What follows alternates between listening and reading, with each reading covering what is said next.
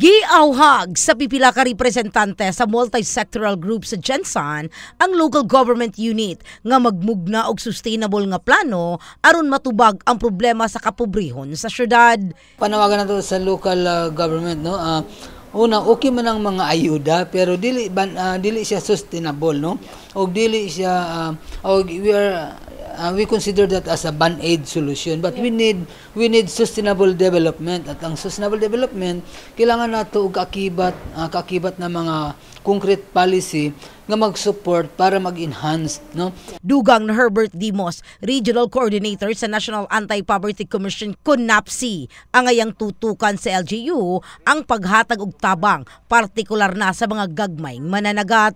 Ang atong fisher folk sa sektor sa Pilipinas mao ni siyang most neglected sector sa basic sector sa ato ang Philippine society, no. In fact, diyan nimo makita ang grabing severe poverty, no, just because walang concrete na program ang national government, even the local government unit sa mga fisher folks natin. Sa datu sa NAPC, usa sa sektor sa Gensan nga nakitaan nila og labing daghang pobre mao ang trabahante sa industriya sa panagat. Hinungdan sa pag-awhag sa NAPC sa LGU sa pagmugna og Local Poverty Reduction Action Plan aron matutukan ang paghimo og lakang aron makunhuran ang kapobrehon.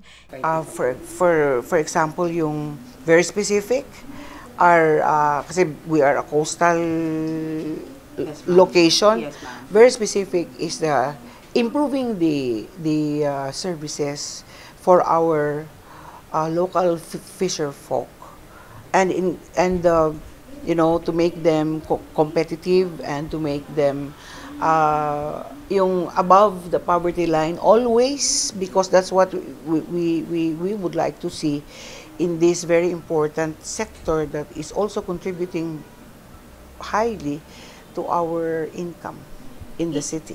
Gibutyag ni Ana Cañeda, Director 3 sa Policy and Planning Service sa NAPC, nga usa sa sektor sa Gensan nga daghang natala nga pobre mo ang nasa fishing sector. Ang Gensan ang ilado sa tibuok kalibutan isip tuna capital of the Philippines. In the heart of changing lives. Kini sa Brigada Richal Gubalani, Brigada News.